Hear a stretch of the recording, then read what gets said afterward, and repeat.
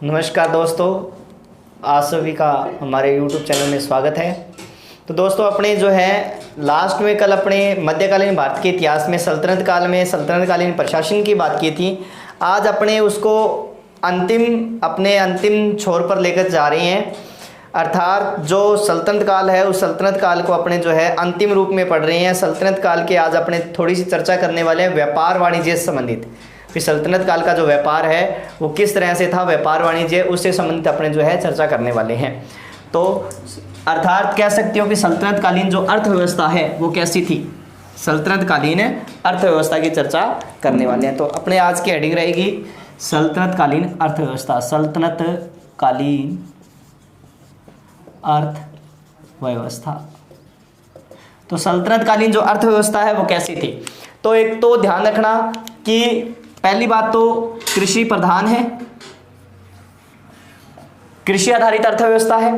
और इसमें आपको ध्यान रखना है 2 से 3 फसलें जो है वो बोई जाती थी।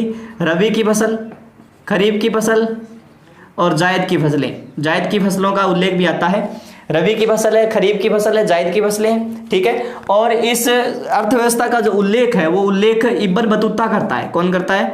इब्न बतूता, ठीक है, जिसकी रेहला या सफरनामा जो पुस्तक है ये इब्न बतूता जो है इसका उल्लेख करता है। सिंचाई का भी विकास हो चुका था, हमने चर्चा की थी सिंचाई के बारे में। कुएं जो है, बावड़ियां हैं, ठीक है, नहरों का विकास हो चुका था। मैंने आपको एक पिछली क्लास में बताई थी रहट या रेहट, जो मैंने आपको बताई थी सिंचाई की क्या थी, सिंचाई की विधि थी। सिंचाई की एक प्रकार की क्या थी, विधि थी, जो रेहट या रहट कहलाती थी। अर्थात ये जो है विशेषतः तो जो कुओं से पानी निकाला जाता था उसके लिए जो है ये शब्द का प्रयोग किया गया, रेहट या रहट शब्द का प्रयोग किया गया है, ठीक है। इसी तरह से मोहम्मद बिन तुगलक ने फसल चक्र का भी प्रयोग किया था। फसल चक्र, मोहम्मद बिन तुगलक ने किसका? फसल चक्र का भी प्रयोग किया था, ठीक है। और अकाल वगैरह की भी समस्या पड़ती थी, अकाल की समस्या होती थी क्योंकि जो भूमि है, कृषि है, वो कृषि जो है या खेती जो करते थे वो किस पर है? फसलें मानसून पर आधारित थी। किस पर आधारित थी? मानसून पर फसलें आधारित थी, ठीक है। सार्वजनिक, इसके अलावा अपने उद्योगों की बात करें तो सार्वजनिक प्लस निजी उद्योगों का भी विकास हुआ था, सार्वजनिक और निजी उद्योगों का। और एक चीज ध्यान रखना, सार्वजनिक उद्योगों का सर्वाधिक विकास जो है फिरोज शाह तुगलक के समय हुआ था। सार्वजनिक उद्योगों का सर्वाधिक विकास जो है वो फिरोज शाह तुगलक के समय में हुआ था, ठीक है। चरखे का प्रयोग होने लग गया था। किसका? चरखे के प्रयोग से जो है वस्त्र उद्योगों में भी क्रांति आई थी, ठीक है। चरखे के प्रयोग से वस्त्र उद्योगों में भी क्या हुई थी? क्रांति आई थी। और एक चीज आप और ध्यान रखना, जैसे मान लो कागज जो है, कागज का निर्माण भी प्रारंभ हो गया था, ठीक है। इस समय जो है कागज की जो कला है वो तुर्कों से, कहां से? तुर्क जो है वो भारत लेकर आए थे कागज की कला। इससे पहले जो है कागज वगैरह निर्मित नहीं होते थे, अर्थात तुर्की जो है वो कागज को कहां? भारत लेकर आए थे, ठीक है। लोहा धातुओं का प्रयोग होने लगा था, लोहा प्लस अन्य धातुओं का क्या होने लगा था? इस समय प्रयोग होने लगा था। इस तरह से जो है यहाँ की सल्तनत कालीन की अर्थव्यवस्था जो है वो चल रही थी, सल्तनत काल की अर्थव्यवस्था चल रही थी, ठीक है। अब कुछ तांबे के जो बर्तन थे ना, तांबे के बर्तन, उन बर्तनों पर अलंकरण का कार्य भी किया जाने लग गया था। किसका? अलंकरण का कार्य भी किया जाने लग गया था, ठीक है। ये चीज ध्यान रखना। कृषि पर आधारित है, 2 या 3 प्रकार की फसलें हैं, रबी है, खरीफ है और जायद की फसलें हैं। कृषि अर्थव्यवस्था जो है ये उल्लेख जो है सल्तनत कालीन अर्थव्यवस्था का कौन करता है? इब्न बतूता करता है। सिंचाई वगैरह के साधन जो है उपलब्ध होने लग गए थे, मतलब नए निर्मित जो किए जाने लग गए थे। रहट या रेहट नाम आता है, सिंचाई विधि है, अर्थात कुओं से पानी निकालने की विधि है। फसल चक्र का भी प्रयोग किया गया था। सार्वजनिक व निजी उद्योगों को किसने? फिरोज शाह तुगलक ने, ठीक है। कृषि मानसून पर आधारित थी और लोहा धातुओं का प्रयोग किया जाने लगा, जो है तांबे के बर्तन पर अलंकृत जो है अलंकरण का कार्य भी इस समय किया जाने लगा। चरखे से जो है एक तरह से नई क्रांति आई थी। और कागज उद्योगों का विकास, क्योंकि जो तुर्क है वो कागज जो है वो भारत लेकर आए थे। इस तरह से जो है इस समय अपने को इनकी अर्थव्यवस्था जो है देखने को मिलती है। इसके अलावा अपने जो है इसमें देखते हैं कि जो व्यापार वाणिज्य है, व्यापार वाणिज्य मतलब एक तरह से टोकन प्रणाली। कौन सी? टोकन प्रणाली पर आधारित था, टोकन प्रणाली पर आधारित हो गया था, ठीक है। अर्थात अरबी तरीकों से जो है वो व्यापार वाणिज्य होने लग गया था, ये चीज ध्यान रखना। इसके अलावा जो है विदेशों से अपने संबंध अच्छे थे, विदेशों से संबंध अच्छे थे। और इस समय जो है अनेक प्रकार के सिक्के प्रचलन में आए थे, सिक्के। इस समय जो सिक्के चलते थे व्यापार वाणिज्य के लिए, वेरी इंपॉर्टेंट, मोस्ट इंपॉर्टेंट प्रश्न बनेगा सिक्कों का। जैसे मान लो चांदी का सिक्का जो है वो टंका कहलाता था, चांदी का सिक्का, चांदी का सिक्का जो है वो क्या कहलाता था, टंका कहलाता। पहले मैं बता चुका हूं इनके बारे में। वैसे तो तांबे का सिक्का जित्तल, तांबे का सिक्का जो है वो क्या कहलाता था, बड़ा सिक्का, तांबे का बड़ा सिक्का है क्या कहलाता था, जित्तल कहलाता था। बड़ा सिक्का है तांबे का, सबसे बड़ा ही है, सबसे बड़ा सिक्का है तांबे का, जो जित्तल कहलाता था। तांबे का जो छोटा सिक्का है वो दिरहम कहलाता था, ठीक है। तांबे का छोटा जो सिक्का है वो दिरहम कहलाता था, दिरहम, ठीक है, छोटा सिक्का ही है। तांबे का छोटा सिक्का जो है वो क्या कहलाता था, दिरहम कहलाता था। विदेशों से संबंध मैंने आपको बता दिए अच्छे हैं, ठीक है। सिक्के वगैरह जो है व्यापार वाणिज्य का साधन बन गया था और वस्तु विनिमय प्रणाली भी होती थी। इसके अलावा जो है अब उत्पादन के लिए विदेशों के साथ जैसे ही अपने संबंध स्थापित हुए ना, उसके साथ उत्पादन में नई तकनीकें, नई विधियों का प्रयोग किया जाने लग गया, ठीक है। और इस तरह से अगर हम बात करें तो लाहौर और बयाना जो है, लाहौर प्लस बयाना, ध्यान रखना, नील के हेतु प्रसिद्ध है, नील की खेती हेतु दोनों प्रसिद्ध है जो है लाहौर और बयाना। बंगाल जो है, बंगाल चावल प्लस रेशम हेतु प्रसिद्ध है, चावल और रेशम हेतु प्रसिद्ध है कौन, बंगाल। देवगिरी सूती वस्त्र हेतु, देवगिरी जो क्षेत्र है, देवगिरी वो किस हेतु प्रसिद्ध हो गया था, सूती वस्त्र हेतु, देवगिरी सूती वस्त्र हेतु जो है, ठीक है, प्रयोग हो गया था। और कताई के लिए भी परंपरागत या अनेक नवीनतम विधियां विकसित हुई थी। कताई के लिए जो परंपरागत विधि थी, कताई की जो परंपरागत विधि थी उसको तकली कहा जाता था। क्या कहा जाता था, तकली। कताई की परंपरागत विधि जो है वो तकली कहलाती थी, ठीक है। और एक चीज और ध्यान रखना, जो रुई धुनने की जो क्या है कमान थी वो पिंजन कहलाती थी। रुई धुनने की कमान, ठीक है, रजाई वगैरह बर्तन पिंजन कहते, पिंजन, रुई धुनने की कमान जो है वो पिंजन कहलाती थी, ठीक है। और इसके जो कार्यरत जो लोग थे, मतलब रुई धुनने का जो कार्य करने वाले लोग थे वो नदाफी कहलाते थे, नदाफी कहलाते थे। रुई धुनने का कार्य करने वाले लोग जो है वो नदाफी कहलाते थे, ठीक है। रुई धुनने का कार्य करने वाले लोग नदाफी कहलाते थे, ठीक है।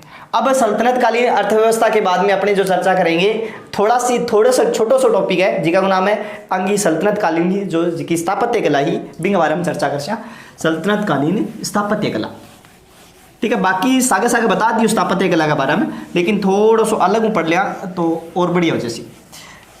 सल्तनत कालीन स्थापत्य कला, हेडिंग क्या रहेगी अपनी, सल्तनत कालीन स्थापत्य कला,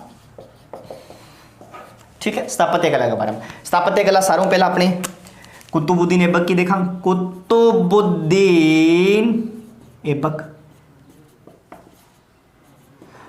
ऐबक में हमने देखा था भी इसने कुवैत उल इस्लाम मस्जिद का निर्माण करवाया था। किसका, कुवैत उल इस्लाम मस्जिद कहाँ है, दिल्ली में, कुवैत उल इस्लाम मस्जिद का निर्माण करवाया था। दूसरी बात, 2.5 दिन का झोंपड़ा, 2.5 दिन का झोंपड़ा यह बनवाया था इसने, 2.5 दिन का झोंपड़ा बनवाया था। तीसरी बात मैंने आपको इसमें बताई थी कि इसने कुतुब मीनार ये अजमेर में, अमजीर में, ये दिल्ली में, कुतुब मीनार का निर्माण क्या किया था इसने, एक तरह से प्रारंभ किया था। कुतुब मीनार का निर्माण इसने क्या किया था, प्रारंभ किया था, ठीक है। इसके बाद में आता है इल्तुतमिश,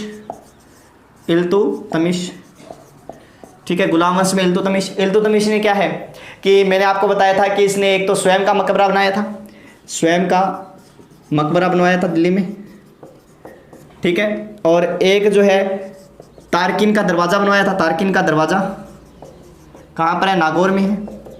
हमीदुद्दीन नागौरी से संबंधित है तारकिन के दरगाह और दरवाज़ा, ठीक है। तारकिन का दरवाज़ा नागौर के अंदर है।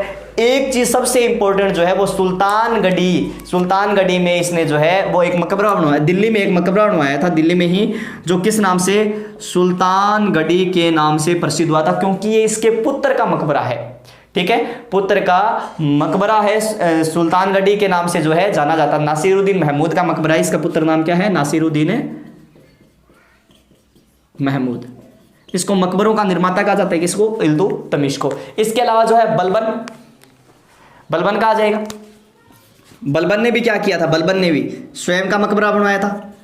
किसका, स्वयं का मकबरा बनवाया था। वेरी इंपॉर्टेंट है स्वयं का। इस्लामी पद्धति से जो निर्मित है मकबरा है, ये इस्लामी पद्धति से निर्मित मकबरा है और इसमें मेहराबों का प्रयोग किया गया। मेहराबों, मेहराब जानते हो, मेहराब इस तरह से, जैसे ये पत्थर है, इस पर एक पत्थर और लगा दिया, इस तरह से जो है मेहराबों का प्रयोग किया है। बड़े सुंदर तरीके से इसने जो है ये इस तरह से अपने मकबरा जो है इसने निर्मित करवाया था, इस तरह से बड़ा सुंदर तरीके से, ठीक है। इस तरह से मेहराबों का प्रयोग जो है इसने अपने मकबरे में किया है। इसके अलावा जो है दिल्ली के अंदर ही इसने लाल महल का निर्माण करवाया था, बलबन लाल महल, ठीक है।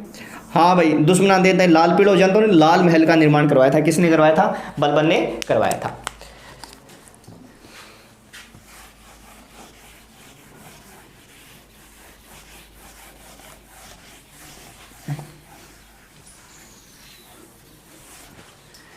इसके बाद में अगर हम बात करें तो अलाउद्दीन खिलजी की,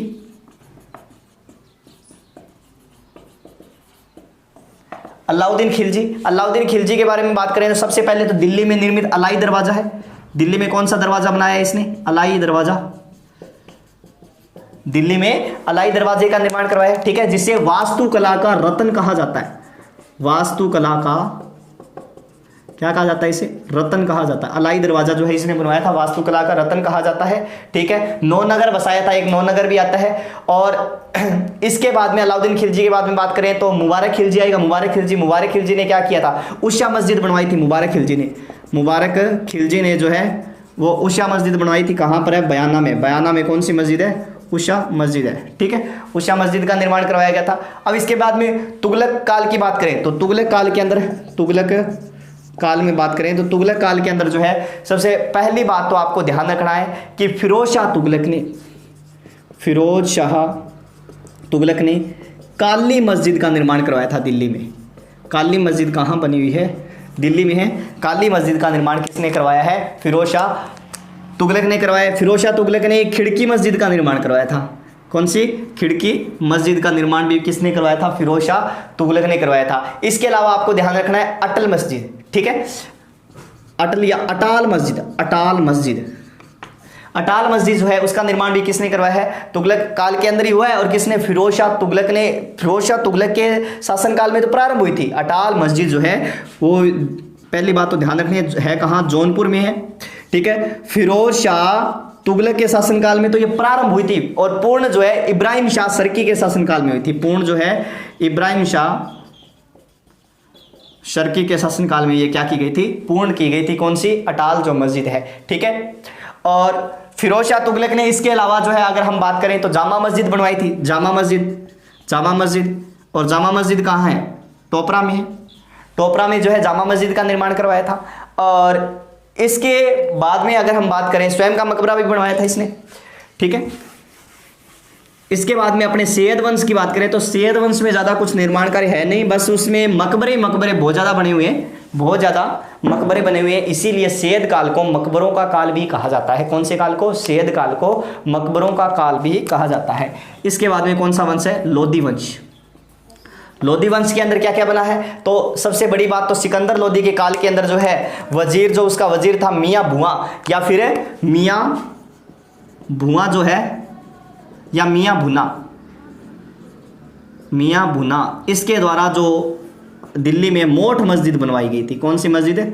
मोठ मस्जिद। वही इंपॉर्टेंट है बस। किसके शासनकाल में? मोठ मस्जिद सिकंदर लोधी के वजीर जो है मियाँ भुआ या मियाँ भुना के द्वारा बनवाई गई थी, ठीक है। और इसने स्वयं का मकबरा, सिकंदर लोधी का जो मकबरा है वो कहाँ बना हुआ है? दिल्ली में। जो सिकंदर लोधी मैंने अच्छी तरह से बताया था आपको, ठीक है। दोहरे गुंबद का प्रयोग किया गया जो है पहला मकबरा है भारत का, इस तरह से जो है बताया है। तो सल्तनत कालीन स्थापत्य कला भी यहाँ कंप्लीट होती है। तो अपने यहाँ पर सल्तनत काल जो है इसी के साथ ही क्या होता है? समाप्त होता है। सबसे पहले अपने जो है सल्तनत काल में जो है राजवंशों की चर्चा की थी। कौन कौन से राजवंश है, किस राजवंश ने कब तक शासन किया था, उसकी चर्चा की थी। इसके बाद में मैंने आपको सल्तनत काल का प्रशासन बताया था। सल्तनत काल के प्रशासन के बाद में मैंने आपको सल्तनत काल की अर्थव्यवस्था का थोड़ा बहुत बताया था। और सल्तनत काल में जो सिक्के प्रचलित थे वो कौन कौन से थे उसके बारे में बताया था। इसके बाद में मैंने आपको सल्तनत काल की स्थापत्य कला के बारे में बताया। इसी के साथ ही आपका सल्तनत काल कंप्लीट। कल अपने पढ़ेंगे मुगल काल। कौन सा काल है? मुगल काल। किस तरह से बाबर भारत में आता है, किस तरह से अपना आधिपत्य स्थापित करता है, महाराणा सांगा के साथ कैसे उसका युद्ध होता है, उसकी चर्चा अपने कल करने वाले हैं। आज के लिए इतना ही। अगर आपको हमारा वीडियो पसंद आया तो लाइक कीजिए, शेयर कीजिए और हमें कमेंट करके बताइए कि आपको हमारा वीडियो कैसा लगा। तो धन्यवाद दोस्तों।